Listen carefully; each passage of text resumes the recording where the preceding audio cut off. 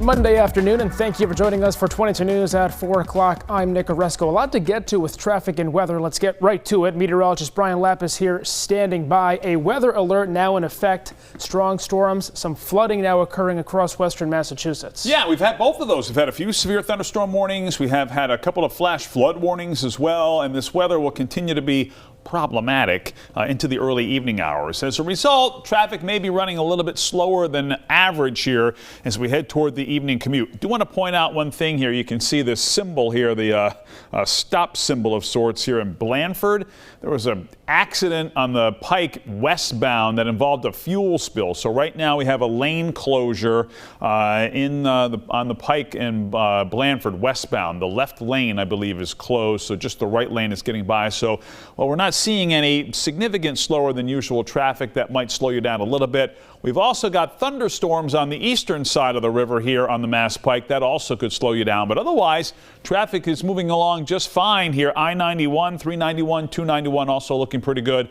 Let's get to it in terms of the weather now. Severe thunderstorm watch continues for Hamden, Hampshire, Franklin, and Berkshire County until 7 o'clock tonight. As I was mentioning to Nick, we've already had a few severe thunderstorm warnings, and there are more scattered, strong thunderstorms up and down the valley. So just about wherever you go late this afternoon, you have at least the chance of running into a thunderstorm. I would bring outdoor activities inside just to be on the safe side. We've had a flash flood warning in western Hamden County, and there is one in effect still until about 7 o'clock tonight for eastern Hamden County, including Ludlow and Wilbraham and Palmer. So keep in mind that there could be some flooded roadways as well. Remember, turn around, don't drown. On the other hand, temperatures are relatively comfortable. We're in the low 70s to low 80s depending on where you are.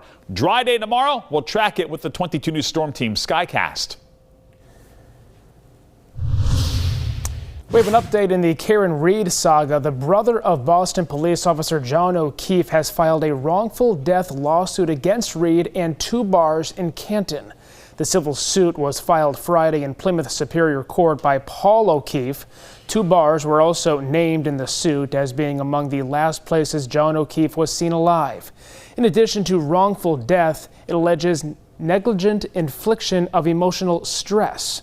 Reed is accused of ramming into John O'Keefe with her SUV and leaving him for dead in a snowstorm in 2022. Her 2-month trial ended in July when the jury declared they were deadlocked, and a mistrial was declared on the 5th day of deliberations. The city of Springfield will be giving out free COVID-19 at-home test kits to residents this week. Health and Human Services will begin distributing test kits at their offices starting Tuesday. The office is located at 311 State Street in Springfield. Tests will be given every Tuesday and Wednesday from 10 a.m. to 2 p.m. until supplies last. Test kits are available for Springfield residents only. At least 3 people are dead after Russia launched a massive drone and missile strike throughout Ukraine this morning. The attack appeared to target energy infrastructure. Now, the barrage began around midnight and appears to be Russia's biggest attack against Ukraine in weeks. In the capital of Kyiv, power and water supplies have been disrupted. Officials are opening shelters for residents to charge phones and get water. AAA is out with its Labor Day weekend travel forecast. The organization says bookings for domestic travel are running 9% higher than last year, while international trips are down 4%. There's good news for those who plan to drive over the holiday weekend. That's because the average cost of a gallon of gas is much lower than last year. The current national average is $3.35 a gallon. At this time last year, it was $3.82. Back now with Brian Lapis. A lot going on in the weather department. Still some strong to severe storms out there at this hour. Yeah, that's right. We've got a severe thunderstorm watch from the National Weather Service until 7 o'clock tonight for Hamden, Hampshire, Franklin, and Berkshire County. You can see here on the clouds and radar that there's a scattering of strong thunderstorms, especially east of the Connecticut River. Eastern Hamden, eastern Franklin County in particular. There's also a strong thunderstorm over southern Berkshire County. So these scattered strong to severe storms continue, we expect, through about 7 o'clock tonight. In fact, our 22 News Storm Team Skycast here, 5 o'clock here this evening. You can see still the chance for a few scattered showers and thunderstorms through 7 p.m.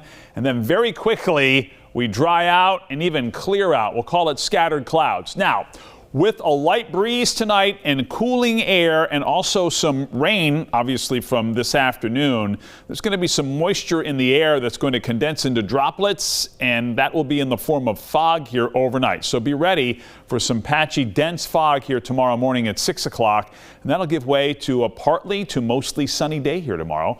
Dry with high temperatures in the low to mid 80s, and I like our chances for potentially an even warmer day here on Wednesday. We'll track it on 22 News at 5. The 2024 Paralympics Games are starting this week. The city will welcome some 4,400 para-athletes competing in 23 different games. 22-year-old Sage Harper of East Hampton will compete in para-rowing with a mixed team of 4 rowers, 2 men and 2 women, with each rower using 1 oar. The 2024 Paralympics is set to take place from August 28th to September 8th. The Jersey Babe Ruth wore when he called his shot during the 1932 World Series, hitting a home run to center field, has sold at auction for over $24 million.